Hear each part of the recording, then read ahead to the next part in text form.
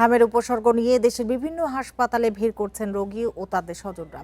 অনেক হাসপাতালে isolation word খোলা হলেও রোগীর চাপে বাধ্য হয়ে সাধারণ ওয়ার্ডেই রাখা হচ্ছে আক্রান্ত।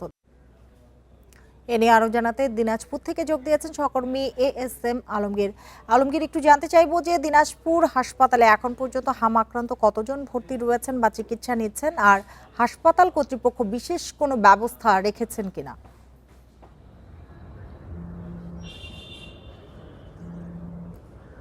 আসলে দিনাজপুরে এখনো কিন্তু হাম আক্রান্ত কেউ চিকিৎসাধীন নেই।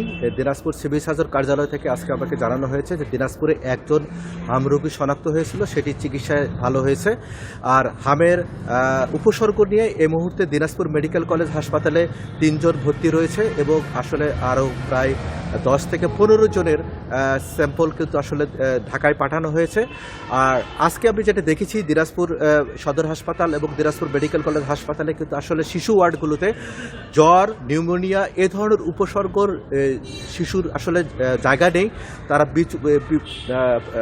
বিশাল পরিমাণ আসলে এখানে শিশু এই হাম আক্রান্ত আপনার জ্বর এবং নিউমোনিয়া আক্রান্ত শিশু ভর্তি হয়েছে। চিকিৎসকরা যেটা বলছে গত কয়েকদিনে কিন্তু আসলে এই জ্বর এবং নিউমোনিয়া আক্রান্ত শিশুর সংখ্যা বেড়ে গেছে। এটা কারণ হিসেবে তারা যেটি বলছে সেটি হচ্ছে যে এই মৌসুমটি হচ্ছে গরম ঠান্ডা, কারণ দিনাজপুরে এর মধ্যে কিন্তু কয়েক দফায় বৃষ্টি হয়েছে, এর ফলে কিন্তু আসলে এই জ্বর আক্রান্ত রোগীর সংখ্যাটা বেড়ে গেছে। এতে করে চিকিৎসকরা বলছেন যে তার আতঙ্কিত হওয়ার কিছু নেই। দিনাজপুর সিভিল সার্জন কার্যালয় থেকে জানানো হয়েছে যে হামের পর্যাপ্ত টিকা রয়েছে এবং আগামী রোববার থেকে টিকা প্রদান কার্যক্রম শুরু হবে এবং হামের যে চিকিৎসা সেই চিকিৎসার ব্যাপারে তারা তৎপর রয়েছে এবং সার্বিক তারা ব্যবস্থা এখানে রয়েছে।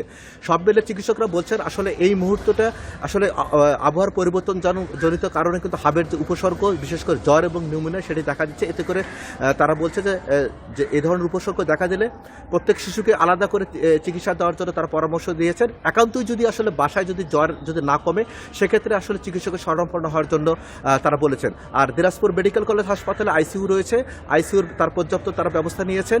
তারা এখানে বলেছেন যে যদি এ ধরনের কোনো প্রাদুর্ভাব দেখা দেয় এটি মোকাবেলা করার মতো তাদের পর্যাপ্ত ব্যবস্থা রয়েছে। সব মিলে কিন্তু আসলে সার্বিকভাবে যেটি দেখা গেছে দিনাজপুরে কিন্তু গত কয়েকদিনে কিন্তু আসলে বিপুল পরিমাণ কিন্তু আসলে জ্বর এবং আপনার নিউমোনিয়া জনিত ঠান্ডা জনিত যে রোগগুলো সেই রোগের আসলে এখানে শিশুর রোগীর সংখ্যা কিন্তু ব্যাপক হারে বেড়ে গেছে এবং ব্যাপক হারে বেড়ে যাওয়ার কারণে শয্যা সংকট দেখা দিয়েছে এবং দেখা গেছে যে শয্যায় না পেয়ে তারা আসলে মেঝেতে গিয়ে ট্রিটমেন্ট নিচ্ছেন। অভিভাবকরা বলছেন যে এই ধরনের রোগের কারণে তারা মেঝেতে থাকার কারণে আরও বেশি ঠান্ডা অনুভব করছেন এবং এতে করে শিশুর আসলে খুব দ্রুত তারা সেরে উঠছে না। এই কারণে তারা বলেছেন যে অন্যান্য বেডগুলোকে কমায় শয্যা সংখ্যা বাড়ানোর জন্য তারা আহ্বান জানিয়েছেন। এই ছিল দিনাজপুরের সর্বশেষ অবস্থা।